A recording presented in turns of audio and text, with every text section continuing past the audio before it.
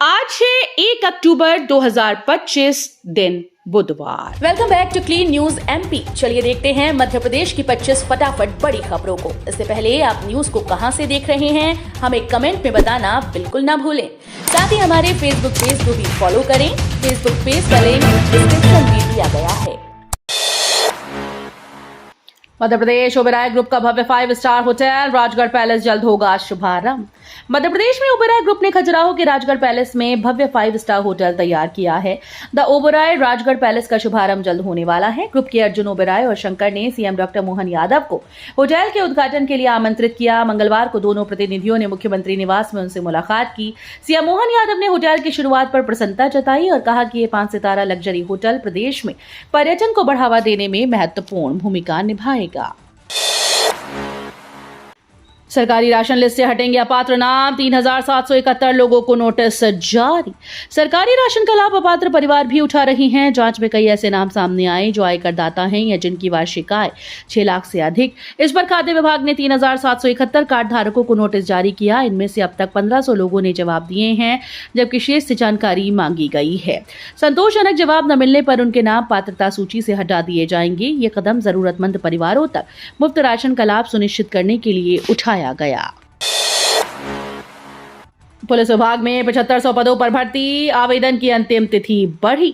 मध्य प्रदेश कर्मचारी चयन मंडल ने पुलिस विभाग में 7500 पदों पर भर्ती निकाली है। आवेदन की प्रक्रिया 15 सितंबर से शुरू हुई और अब अंतिम तिथि 6 अक्टूबर तक बढ़ा दी गई। इच्छुक उम्मीदवार ऑफिशियल वेबसाइट पर जाकर अप्लाई कर सकते हैं। आवेदन में सुधार के लिए 4 अक्टूबर तक का मौका दिया गया। लिखित परीक्षा 30 अक्टूबर से आयोजित की जाएगी। इंदौर में 12 शिक्षण संस्थानों के छात्रों को 8 लाख की स्कॉलरशिप वितरित। इंदौर में आनंदम सीनियर सिटीजन सेंटर द्वारा संचालित विद्या स्कॉलरशिप कार्यक्रम का 10वां संस्करण 28 सितंबर को प्रेस्टीज इंस्टीट्यूट ऑफ इंजीनियरिंग सभागृह में आयोजित हुआ। कार्यक्रम के तहत 12 शिक्षण संस्थानों के मेधावी छात्रों को कुल 8 लाख रुपए की छात्रवृत्ति प्रदान की गई। मुख्य अतिथि श्री अनुराग अग्रवाल ने छात्र छात्राओं को उज्जवल भविष्य के लिए आशीर्वचन दिए। बीते 10 वर्षों से ये पहल आर्थिक रूप से कमजोर लेकिन प्रतिभाशाली विद्यार्थियों को शिक्षा के अवसर उपलब्ध कराकर उनके सपनों को साकार करने का काम कर रही है। कमजोर छात्रों के लिए खुशखबरी, दशहरे के बाद स्कूल्स में शुरू होगी रेमेडियल क्लासेस। शिक्षा विभाग ने कमजोर छात्रों को मुख्य धारा में लाने के लिए बड़ा कदम उठाया। दशहरे की छुट्टियों के बाद प्रदेश भर के स्कूल्स में रेमेडियल क्लासेस शुरू होंगी। त्रैमासिक परीक्षा के परिणामों के आधार पर उन विद्यार्थियों की पहचान की गई जिनकी परफॉर्मेंस कमजोर रही। अक्टूबर के अंतिम सप्ताह से शुरू होने वाली इन कक्षाओं में बच्चों को विषयवार अभ्यास कराया जाएगा और कॉन्सेप्ट दोबारा समझाया जाएगा। एमपी बोर्ड के छात्रों को राहत, 2026-27 से ही अनिवार्य होगी अपार आईडी। एमपी बोर्ड की 10वीं और 12वीं कक्षा के छात्रों के लिए राहत भरी खबर है। बोर्ड ने परीक्षा फॉर्म में अपार आईडी भरने की अनिवार्यता इस वर्ष से हटाकर 2026-27 से लागू करने का निर्णय लिया है। यानी सत्र 2025-26 में जिन छात्रों की अपार आईडी नहीं बनी उन्हें फॉर्म भरते समय परेशानी नहीं होगी। जिनकी आईडी है वे उसे भर सकते हैं, जबकि बाकी इसे छोड़ सकते हैं। हेलमेट नियम पर एमपी सरकार सख्त, पुलिस को भी अनिवार्य। मध्य प्रदेश सरकार ने हेलमेट नियम को लेकर सख्त कदम उठाया। अब केवल आम नागरिक नहीं बल्कि पुलिस कर्मियों के लिए भी हेलमेट पहनना अनिवार्य है। आदेश के अनुसार मोटर व्हीकल एक्ट के तहत प्रत्येक पुलिसकर्मी को ड्यूटी के दौरान हेलमेट लगाना होगा। नियम न मानने पर चालानी कार्रवाई और ड्राइविंग लाइसेंस निरस्त किया जाएगा। इसके अलावा विभागीय कार्रवाई भी होगी। मध्य प्रदेश में मदरसों पर सख्त कार्रवाई, एनएचआरसी ने भी लिया संज्ञान। मध्य प्रदेश के कई जिलों में 27 मदरसों में करीब 556 हिंदू बच्चों को कुरान और हदीस पढ़ाने और धर्मांतरण की तैयारी करने के आरोप पर राष्ट्रीय मानवाधिकार आयोग ने संज्ञान लिया।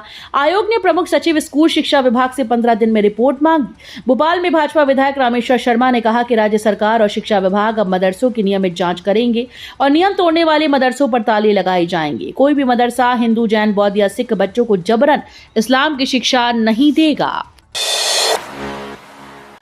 पुलिसकर्मियों के रील बनाने और मोबाइल इस्तेमाल पर एचसी का निर्देश। मध्य प्रदेश हाईकोर्ट ने पुलिसकर्मियों की ड्यूटी के दौरान मोबाइल फोन और सोशल मीडिया के अत्यधिक उपयोग पर चिंता जताई है। कोर्ट ने राज्य पुलिस विभाग को निर्देश दिया कि इस संबंध में स्पष्ट नीति बनाई जाए।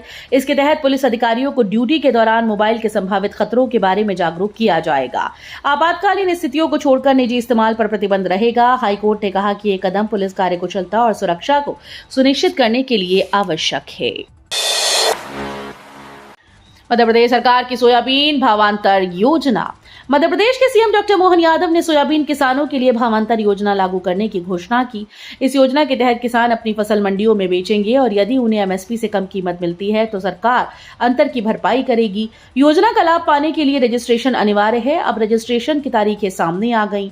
किसान 10 अक्टूबर से 26 अक्टूबर तक रजिस्ट्रेशन करवा सकते हैं। इस पहल से किसानों को उनकी उपज का सही मूल्य मिलेगा।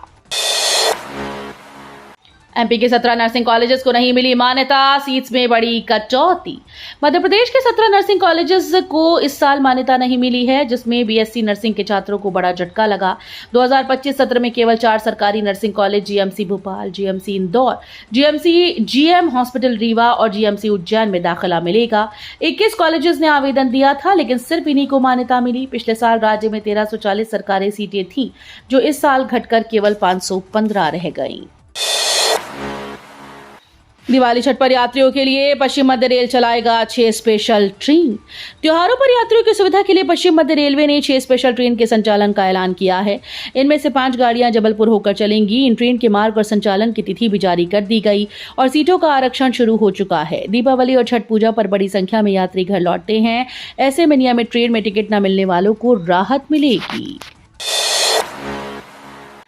एग्रीकल्चर कॉलेजेस में आधे से भी कम छात्रों ने कराया रजिस्ट्रेशन, सीटें खाली। कृषि विश्वविद्यालय जबलपुर और ग्वालियर में स्नातक पाठ्यक्रम की प्रवेश प्रक्रिया 18 सितंबर से शुरू हुई, जो 8 अक्टूबर तक चलेगी। इन दोनों विश्वविद्यालयों के 17 सरकारी कॉलेजेस में 1472 सीटों पर दाखिला होना है, लेकिन पहली काउंसलिंग में सिर्फ 2715 विद्यार्थियों ने ही पंजीयन कराया, जबकि प्री एग्रीकल्चर टेस्ट में 12563 विद्यार्थी सफल हुए। इनमें से 9848 छात्रों ने काउंसलिंग में भाग ही नहीं लिया। घटती रुचि ने विश्वविद्यालय प्रशासन की चिंता बढ़ा दी और कई सीटें खाली रह सकती हैं। यूजीसी ने मध्य प्रदेश की 10 प्राइवेट यूनिवर्सिटीज को डिफॉल्टर घोषित किया।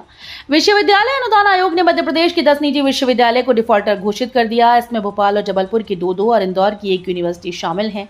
यूजीसी ने कहा कि इन संस्थानों ने अधिनियम के तहत जरूरी जानकारी उपलब्ध नहीं कराई, न ही वेबसाइट पर सार्वजनिक खुलासा किया। इस कार्रवाई से छात्रों के सामने नया संकट खड़ा हो गया, क्योंकि उनकी डिग्री की विश्वसनीयता पर सवाल उठ सकते हैं। ग्वालियर में मतदाता सूची पुनरीक्षण, नागरिकता साबित करने होंगे 11 दस्तावेज। ग्वालियर जिले में मतदाता सूची की मैपिंग पूरी हो गई। रिपोर्ट के मुताबिक शहर में 80% और ग्रामीण क्षेत्रों में 65% मतदाताओं को पुनरीक्षण के दौरान अपनी नागरिकता के दस्तावेज दिखाने होंगे। निर्वाचन आयोग को ये रिपोर्ट भेजी जा रही है और जल्द ही राजनीतिक दलों के समक्ष रखा जाएगा। अक्टूबर में डोर टू डोर सत्यापन शुरू हो सकता है। उल्लेखनीय है कि प्रदेश में मतदाता सूची का गहन पुनरीक्षण 22 साल बाद किया जा रहा है, ताकि फर्जी नाम हटाए जा सके और सूची सटीक बने। एम्स भोपाल में लगी कोबास प्रो मशीन, 1 घंटे में होगी 2000 जांचें। भोपाल एम्स में मरीजों को जांच में हो रही देरी से राहत मिलेगी। यहां जैव रसायन विभाग में अत्याधुनिक Cobas pro advance integrated clinical biochemistry machine लगाई गई। यह मध्य प्रदेश के किसी भी सरकारी अस्पताल में स्थापित होने वाली पहली मशीन है, जिसकी लागत 3 करोड़ रुपए से अधिक है। इस मशीन से ब्लड शुगर, लीवर व किडनी फंक्शन टेस्ट, हृदय रोग marker, cholesterol, thyroid, hormone, cancer marker सहित 1 घंटे में 2000 से ज्यादा जांचें की जा सकेंगी। उज्जैन में बनेगा 20 मीटर चौड़ा 4 लेन, सिंगर्स 28 की तैयारी तेज। सिंगर्स 28 की तैयारियों के तहत उज्जैन में श्री महाकालेश्वर मंदिर चौराहे से बड़ा गोपाल मंदिर तक का मार्ग 20 मीटर चौड़ा बनाया जाएगा। नगर निगम इस पर 12.5 करोड़ रुपए खर्च करेगा। साथ ही श्री शनि मंदिर से चिंतामण गणेश मंदिर तक करीब 5 किलोमीटर लंबा 4 लेन भी बनाया जाएगा। अपर मुख्य सचिव राजेश राजौरा की अध्यक्षता में हुई बैठक में इंदौर व उज्जैन संभाग के जिलों के लिए 1277 करोड़ से अधिक के कार्यों की अनुशंसा की गई है। उपास सहित प्रदेश भर के स्कूल्स में 1 से 3 अक्टूबर तक अवकाश घोषित। मध्य प्रदेश की राजधानी भोपाल समेत प्रदेश भर के सभी स्कूल में लगातार 3 दिन का अवकाश घोषित किया गया। 1 अक्टूबर को नवमी, 2 अक्टूबर को दशहरा, गांधी जयंती पर 3 अक्टूबर को छुट्टी रहेगी। स्कूल के द्वारा जारी सर्कुलर के मुताबिक ये दशहरा अवकाश है, जो 1 से 3 अक्टूबर तक रहेगा।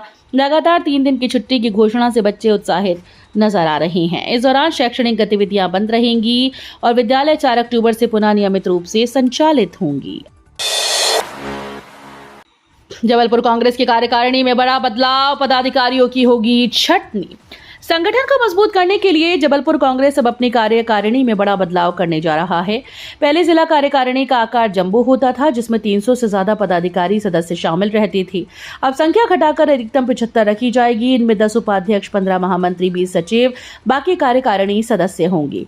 पहले जहां 100 उपाध्यक्ष, मंत्री, सचिव होते थे, अब छठी कर संरचना को सुदृढ़ किया जाएगा। लव जिहाद और हिंदू लड़कियों को निशाना बनाने के मामले पर विवाद। मध्य प्रदेश के इंदौर 4 विधानसभा क्षेत्र के कपड़ा बाजार में लव जिहाद के आरोप में मुस्लिम सेल्समैन और व्यापारियों की एंट्री पर रोक लगा दी गई। बीजेपी विधायक मालिनी गौड़ के बेटे एकलव्य सिंह गौड़ के आदेश के बाद कई कर्मचारियों को नौकरी से हटा दिया गया। वहीं मुंबई के विरार में गरबा आयोजन को लेकर लीक हुई चैट में लिखा था कि एक भी हिंदू लड़की को मत छोड़ो, जिससे हिंदू संगठनों में आक्रोश फैला और FIR दर्ज कराई गई। MP में दशहरे से पहले प्रशासनिक सर्जरी, 12 जिलों के कलेक्टर बदले। दशहरे से 2 दिन पहले मध्य प्रदेश में प्रशासनिक सर्जरी की गई। राज्य सरकार ने 12 जिलों के कलेक्टर का तबादला किया और 24 IAS अधिकारियों का ट्रांसफर। भिंड के कलेक्टर संजीव श्रीवास्तव को हटाया। छिंदवाड़ा के कलेक्टर शीलेंद्र सिंह को मंत्रालय में पदस्थ किया। डिंडौरी के नेहा मारव्या को स्थानांतरित किया। अधिकांश ट्रांसफर ऐसे कलेक्टर के थे जिनका विवादों से नाम जुड़ा था। फार्मा चाय, रिन्यूएबल एनर्जी में निवेश अवसरों पर इंटरैक्टिव सेशन। मुख्यमंत्री डॉक्टर मोहन यादव 5 अक्टूबर को गुवाहाटी में interactive session on investment opportunities में शामिल होंगे। इस मंच पर उत्तर पूर्व के उद्योगपतियों और निवेशकों से सीधा संवाद होगा। फार्मास्यूटिकल, चाय, सीमेंट, रिन्यूएबल एनर्जी, खाद्य प्रसंस्करण जैसे क्षेत्रों के निवेश अवसरों पर चर्चा होगी। गुवाहाटी, डिब्रूगढ़, तिनसुकिया, जोरहाट जैसे औद्योगिक केंद्रों के प्रमुख उद्योगपति सेशन में शामिल होंगे। ये पहल मध्य प्रदेश और नॉर्थ ईस्ट के उद्योग और रोजगार के नए अवसरों को जोड़ने की दिशा में महत्वपूर्ण कदम है। MP में भारी बारिश से सोयाबीन फसल बर्बाद, किसान मांग रहे मुआवजा। मध्य प्रदेश में भारी वर्षा से सोयाबीन की फसल को गंभीर नुकसान पहुंचा। नीमच के सावनकुंड गांव के किसान वीरेंद्र गौड़ ने 4 बीघा में खड़ी फसल पर रोटावीटर चलाकर उसे पूरी तरह से नष्ट कर दिया। उनका कहना है कि फलियां नहीं लगी और कटाई का खर्च निकालना मुश्किल है। मुख्यमंत्री डॉक्टर मोहन यादव की भावांतर योजना के बावजूद किसान मुआवजे की मांग कर रहे हैं। जिले के अन्य किसानों ने भी कलेक्ट्रेट पर प्रदर्शन कर उचित मुआवजा देने की मांग की, क्योंकि सर्वे पर्याप्त नहीं और भेदभाव की शिकायतें आ रही हैं। MP में धूमधाम से मनाया जाएगा दशहरा, CM इंदौर में करेंगे शस्त्र पूजन। मध्य प्रदेश में इस बार भी धूमधाम के साथ दशहरा मनाया जाएगा। मुख्यमंत्री डॉक्टर मोहन यादव अपने प्रभार जिला इंदौर में शस्त्र पूजन करेंगे। सामान्य प्रशासन विभाग के आदेश के अनुसार 2 अक्टूबर को दोपहर 2:30 बजे से शस्त्र पूजन कार्यक्रम आयोजित किया जाएगा। प्रदेश के मंत्री, सांसद, विधायक भी अपने अपने जिलों में कार्यक्रम में भाग लेंगे। विधानसभा अध्यक्ष Narendra Singh Tomar Gwalior, deputy CM Jagdish Devda Bhopal, deputy CM Rajendra Shukla Rewa, मंत्री विजय शाह खंडवा, कैलाश विजयवर्गीय धार में शस्त्र पूजन करेंगी। मध्य प्रदेश चुनाव आयोग ने 6 राजनीतिक दलों को डीलिस्टिंग नोटिस भेजा। 8 अक्टूबर तक देना होगा जवाब। चुनाव आयोग ने मध्य प्रदेश के 6 राजनीतिक दलों को नोटिस भेजा। इसमें किसान राज पार्टी, समान आदमी समान पार्टी, समता विकास पार्टी, श्री जनता पार्टी, अधिकार विकास पार्टी, दलित विकास पार्टी शामिल हैं। आयोग ने यह कार्रवाई उन दलों के खिलाफ की जिन्होंने 2019 से कोई चुनाव नहीं लड़ा और पिछले 3 साल की ऑडिट रिपोर्ट नहीं सौंपी। इन दलों को 8 अक्टूबर तक जवाब देना और 13 अक्टूबर को सुनवाई में उपस्थित रहना अनिवार्य है। सितंबर में राजनीतिक दलों की डीलिस्टिंग प्रक्रिया शुरू हुई थी। तो ये थी आज की 25 फटाफट बड़ी खबरें। अगर आपको न्यूज पसंद आई हो तो वीडियो को लाइक और शेयर जरूर करें। धन्यवाद।